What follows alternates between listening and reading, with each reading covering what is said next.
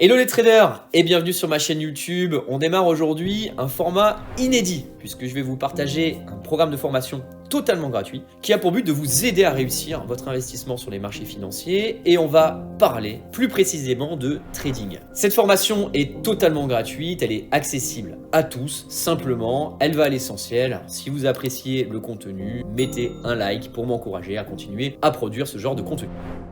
Aujourd'hui, je vais essayer de vous faire un résumé, vraiment de trier l'information afin que vous puissiez vous concentrer sur l'essentiel. Parce que dans le trading, vous allez voir quand vous allez vous y intéresser, et si vous êtes là d'ailleurs, c'est que vous êtes intéressé par le trading. Vous savez que le trading est un univers extrêmement vaste et notre but, ça va être justement de rendre le trading simple. Je comprends la difficulté que vous pouvez rencontrer aujourd'hui lorsque vous allumez votre écran et que vous entendez un bon nombre de youtubeurs vous parler de tout et de rien sur le trading. Vous rencontrez probablement des problématiques qui sont de pas savoir quelle information croire. Est-ce que je dois trader avec le RSI? Est-ce que je dois trader avec des bandes de Bollinger? Est-ce que je dois trader sur le graphique 5 minutes, sur le graphique 1 heure? Aujourd'hui, je peux comprendre que les particuliers, les débutants ne savent pas où aller pour s'orienter, pour essayer d'adopter un style de trading. Donc je suis parti pour une série de plusieurs vidéos qui ont pour but de vous former, de vous aider à appréhender les marchés financiers, de vous aider à prendre les bonnes décisions et à trier l'information.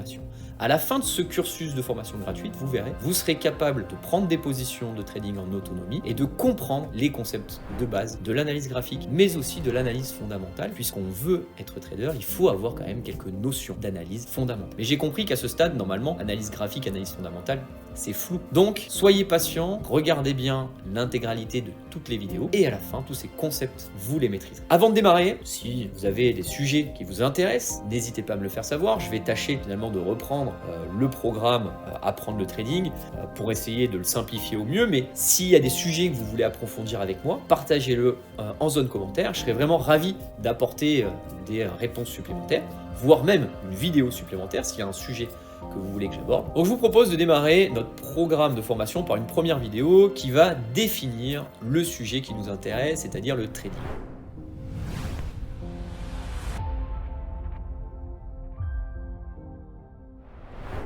Qu'est-ce que le trading? Et il y a beaucoup aujourd'hui de confusion entre la bourse et le trading. Et donc, je vais essayer, dans un premier temps, de vous expliquer ces deux notions afin que pour vous, ce soit absolument très clair. Donc, le trading, c'est quoi? Finalement, le trading, c'est une manière d'investir sur les marchés financiers. Et il existe deux manières pour investir sur les marchés financiers. La première, c'est donc le trading, où on va investir sur les marchés plutôt à court terme. Et la deuxième manière pour investir sur les marchés financiers, c'est ce qu'on appelle l'investissement boursier. Et l'investissement boursier, c'est un investissement sur du plus long terme. Pour l'instant, on va rester là-dessus. Deux manières pour investir. Le trading, c'est du court terme. L'investissement boursier, c'est du long terme. Alors, on va commencer par le trading. Le trading, votre horizon de placement. Alors, ce que j'appelle horizon de placement, c'est la durée de détention de vos positions de trading, la durée de détention de votre investissement. Sur le trading, on est sur du court terme. Ça va de quelques secondes à quelques mois. Ça, c'est pour la partie trading, donc court terme, quelques secondes à quelques mois. Ça veut dire que si j'achète une action et que je la détiens 10 minutes, 1 heure, 1 jour, 3 jours, 1 semaine, 4 mois, c'est ce qu'on appelle du trading. Je la détiens sur un horizon de placement très court.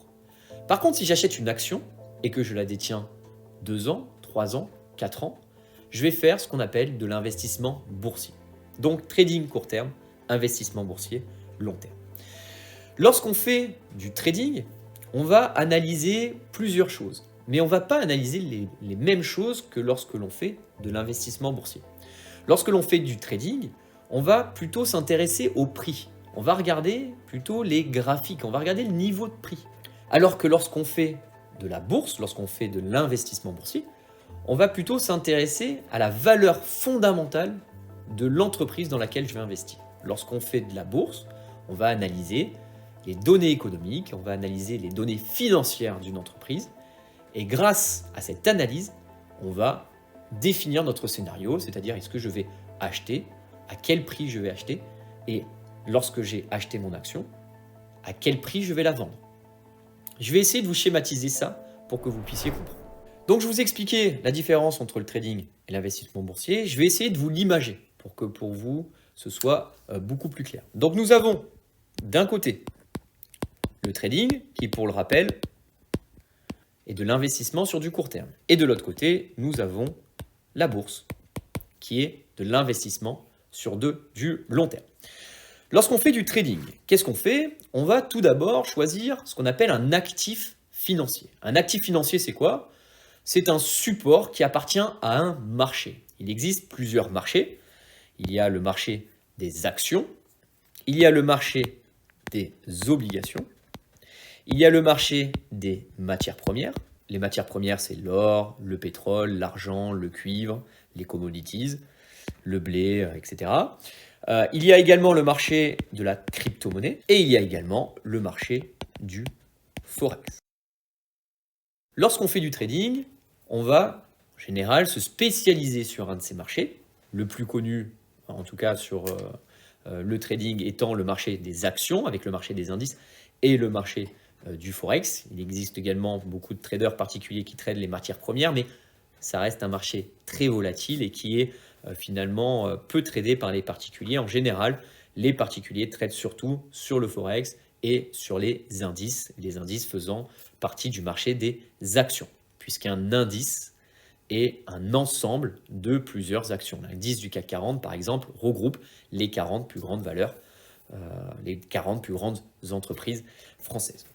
Et donc, à l'intérieur de ce marché, vous allez sélectionner un actif financier. Si par exemple, je choisis le marché des actions, à l'intérieur du marché des actions, je vais choisir des indices. Je peux par exemple choisir le DAX, qui est l'indice européen. Je peux choisir de trader le CAC 40, qui est l'indice français. Je peux choisir de trader le Dow Jones, qui est l'indice, un des indices les plus importants aux États-Unis. Je peux choisir de trader le SP500, qui est l'indice le plus important aux États-Unis, qui regroupe les 500 plus grandes valeurs américaines. Et donc, je vais choisir un actif financier. Et sur cet actif financier, je vais établir ce qu'on appelle des scénarios. Lorsque je fais du trading, en fait, je vais établir un scénario. Scénario très simple, je vais vous prendre l'exemple du SP500, qui est l'indice le plus important. Le SP500, admettons qu'il cote 4000 points. Je vais tout simplement analyser des données sur le SP500 et je vais établir un scénario. Un scénario extrêmement simple. Si le SP500 compte 4000 points et que je fais mon analyse et que le SP500, selon mon analyse, va monter, puisque c'est ça le métier de trader. Le métier de trader, c'est de prédire à l'avance l'évolution du cours d'un actif financier que nous tradons. Et donc, pour prédire l'évolution du SP500, nous allons faire des analyses. Admettons, le SP500 cote 4000 points et selon mon analyse, le cours du SP500 doit monter à 4020 points. Je vais tout simplement prendre une opportunité à l'achat. Je vais saisir un ordre d'achat, donc je vais acheter le SP500. Et donc, si par exemple, j'achète un contrat SP500 à 4000 points, donc ça veut dire qu'il va me coûter une fois 4000 euros, je vais payer 4000 euros, et que le cours monte à 4020, je vais donc gagner 20 euros sur cette montée. Le trading, c'est ça, c'est prendre une décision sur l'évolution d'un actif financier. Si l'actif monte, il faut que je prenne une position à l'achat, et à l'inverse, si l'actif financier baisse, il faut que je prenne une position à la vente. Et là, je vous explique un concept que vous ne connaissez peut-être pas, mais c'est un concept important. Il faut savoir que quand vous faites du trading, que les bourses montent ou que les bourses baissent, vous pouvez gagner dans les deux sens. Il y a deux possibilités. Le trading, c'est binaire. Soit ça monte, soit ça baisse. Mais l'important, c'est d'appuyer sur le bouton achat quand on est plutôt haussier ou le bouton vente quand on est baissier. Et si l'actif financier va dans le sens de votre ordre que vous avez passé dans le marché, vous gagnerez de l'argent. Donc le trading, c'est ça. Le trading, c'est d'identifier un marché, choisir un actif financier. Et je vous expliquerai dans les vidéos suivantes quel marché il faudra choisir. Là, je suis juste en train de vous expliquer les concepts simples du trading. Et donc l'idée, c'est d'établir des scénarios, mais quand on fait du trading, on fait du court terme. Donc on établit des scénarios à court terme. Le deuxième type d'investissement sur les marchés financiers, c'est donc la bourse. Et donc la bourse, c'est la même chose. On peut faire de la bourse sur plusieurs marchés. Mais la bourse, quand on fait de la bourse, en général, on fait de la bourse sur le marché des actions. Ce qui est normal d'ailleurs. Pourquoi? Parce qu'en fait, le marché des actions est un marché qui, sur du long terme, augmente régulièrement. Si vous regardez la courbe du SP500, qui regroupe les 500 plus grandes valeurs américaines, vous allez voir que depuis la création de cet actif, la courbe augmente énormément. Alors, elle augmente d'une manière assez linéaire, mais elle n'est pas totalement linéaire. Il y a quand même des périodes où le SP500 respire, ce qui est normal. Le SP500 réagit en cycle. Le cycle, d'une manière générale, est haussier. Pourquoi? Parce qu'en fait, les grandes valeurs américaines, les 500 plus grandes valeurs américaines, dégagent chaque année des bénéfices. Et en plus, ces bénéfices sont en perpétuelle croissance. Donc je vais vous prendre l'exemple de Google. Alors Google, finalement, c'est la marque que tout le monde connaît, mais Google, c'est le groupe Alphabet. Et donc si on regarde Alphabet, je vous ouvre un graphique. Donc si on regarde Google, depuis la création de Google, en tout cas depuis l'introduction en bourse de Google, qui date des années 2004, si on regarde le cours de Google, il est passé, je vous le mets à l'écran, de 2 euros et quelques à 103 euros et des poussières. Donc le cours de Google a été multiplié par 50 en l'espace de même pas 20 ans. Quand je dis 50, ça veut dire que si vous avez investi 10 000 euros en 2005 dans Google, vous aurez fait 50 fois votre mise. Ça veut dire que vous aurez 500 000 euros. Et cet exemple-là, je peux vous le montrer sur d'autres valeurs, évidemment. Je vais par exemple vous montrer le dossier Amazon. Donc Amazon, qu'est-ce que nous avons comme cotation? Amazon a commencé un petit peu avant Google. Amazon s'est introduit en bourse dans les années 1997, 98, un petit peu avant. Et donc Amazon, lorsqu'il s'est introduit en bourse, la valeur par action d'Amazon était à 0,05. Acheter du Amazon aujourd'hui, ça cote 103 euros. Si admettons vous avez investi dans les années 1998 sur Amazon à un cours de 0,05 et que vous avez acheté pour 10 000 euros d'actions Amazon, donc je fais 10 000 euros divisé par 0,05, vous aurez eu 200 000 actions Amazon. Et aujourd'hui, l'action Amazon coûte, regardez cette courbe incroyable, elle cote aujourd'hui 102,60. Donc faites le calcul, 102,60 multiplié par 200 000 actions, ça fait plus de 20 millions d'euros en l'espace de 25 ans. Mais là, on transforme un capital de 10 000 en un capital de 20 millions d'euros.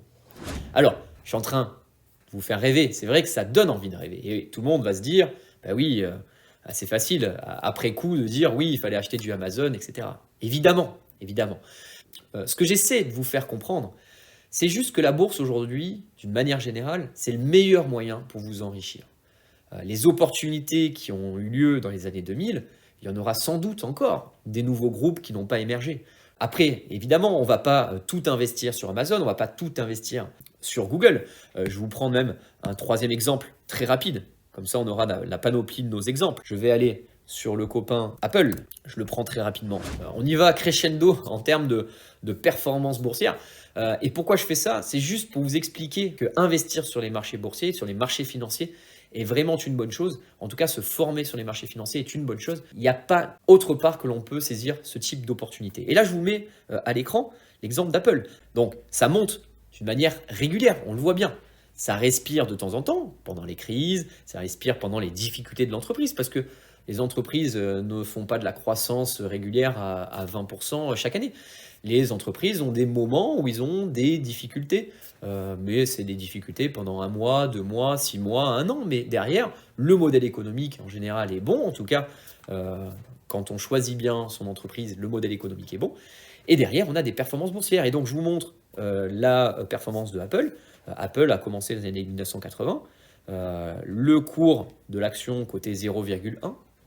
Alors, le cours a été splitté depuis, hein. Il ne cotait pas vraiment 0,1. C'est juste que de temps en temps, quand le cours monte trop haut, par exemple quand le cours monte à 1 000 euros, de temps en temps, l'entreprise va décider de diviser par 5, par 6 ou par 10 le nominal du titre, mais c'est la même chose. En fait, en gros, avant, vous avez une action à 1 000 €, au lieu de ça, vous allez avoir 10 actions à 100 €. C'est exactement la même chose pour vous, ça ne change pas. C'est pour ça qu'en fait, on voit du 0,1. Donc, si vous avez participé à l'introduction en bourse de Apple il y a 30 ans, si mes calculs sont bons, si vous avez acheté 1 000 € d'actions à 0,1 dans les années 80 et que vous les revendez maintenant à 164 €, vous serez à la tête d'une richesse de 1 640 000 €. Le but de ces exemples, c'est uniquement de vous sensibiliser sur le fait que le marché boursier, c'est le marché où il y a de la richesse qui se crée chaque année.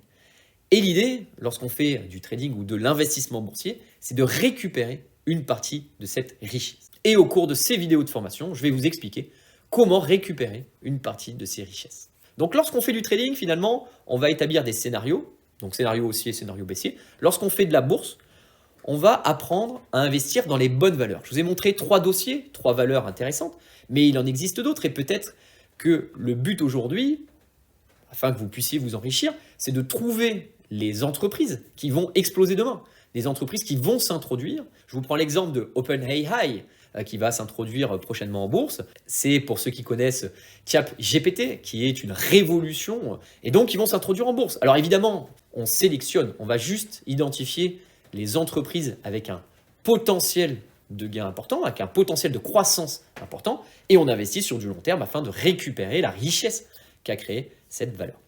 Je vous ai montré le cas de Apple. Alors on va dire, voilà, on va comparer le trader, celui qui fait du trading sur Apple, et l'investisseur, celui qui fait de l'investissement boursier sur Apple. On va commencer par l'investisseur. L'investisseur, on l'a vu tout à l'heure, admettons qu'il achète dans les années 2000. Donc le cours est à, admettons, à 20 €, enfin, peu importe le niveau du cours. Et donc vous avez vu que le cours Apple a évolué comme ça. Il va donc pouvoir acheter avec 10 000 € 200 actions Apple. Aujourd'hui, là ici, le cours cote 50 €. C'est un exemple fictif, vous l'avez compris. C'est juste pour vous imager. S'il a acheté l'action à 50 € et il la revend 100 €, s'il avait 10 000 € d'investissement de départ, il a acheté 200 actions, il aura gagné 200 fois 100 €. Il aura donc à gagner euros. Le placement qu'il aura réalisé sur une durée de 5 ans a donc fait 100%. Il a doublé son capital. Ça, c'est pour l'investisseur Apple. Il a fait son choix parce qu'il a étudié le dossier Apple. Il a étudié l'entreprise Apple. Il a fait ce qu'on appelle de l'analyse financière. Et il a fait également de l'analyse économique. Est-ce le bon moment pour investir dans Apple? Donc, est-ce que la conjoncture économique est bonne? Est-ce qu'il est intéressant d'investir sur du long terme dans Apple? Ça veut dire quoi? Ça veut dire, est-ce que les perspectives de croissance d'Apple sont intéressantes? Est-ce que le chiffre d'affaires d'Apple est encore en croissance? Est-ce que les produits et services que propose Apple sont des produits dont j'ai besoin, moi personnellement? Par exemple, aujourd'hui, beaucoup de personnes ont des iPhones, ont des iPads, l'Apple TV, des services annexes. Est-ce que les clients d'Apple sont toujours là? Et si c'est le cas, en gros, je vais parier sur du long terme, sur le fait que Apple sera encore là dans beaucoup d'années, dans quelques années. Apple investit largement sur son développement, continue à le faire depuis des années entières. Je vous ai montré la courbe d'ailleurs. Vous avez vu que c'est impressionnant, la croissance d'Apple. Et ça ne va pas s'arrêter là. Et donc ça, c'est pour l'investisseur boursier. Maintenant, je vais vous parler de l'investisseur court terme. Donc, je vais vous parler du trader, celui qui fait du trading.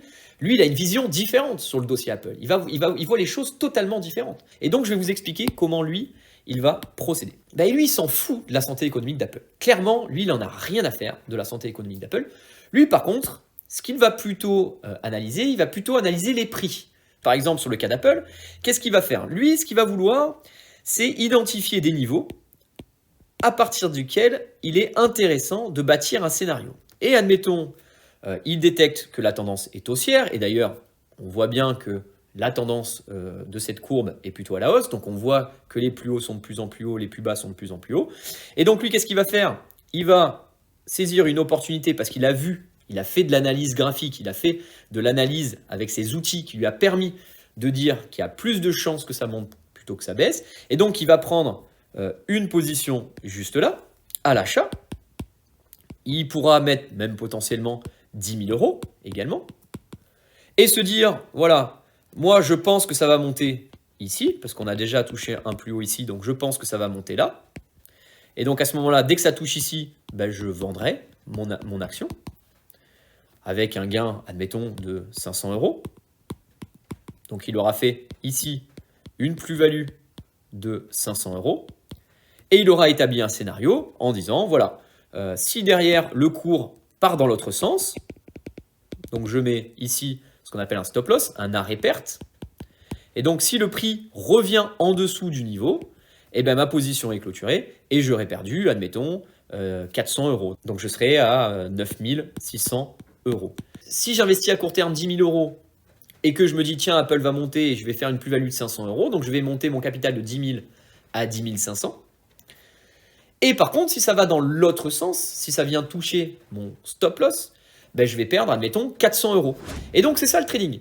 C'est établir des scénarios à chacune de mes prises de position. Et donc, si on reprend la courbe que je vous ai montrée tout à l'heure, ben on a vu que notre ami de chez notre investisseur long terme Apple, ben lui, il a gagné donc 100% de sa mise en l'espace de 5 ans. Ben lui, le trader, qu'est-ce qu'il va faire? Il va faire ça toutes les semaines.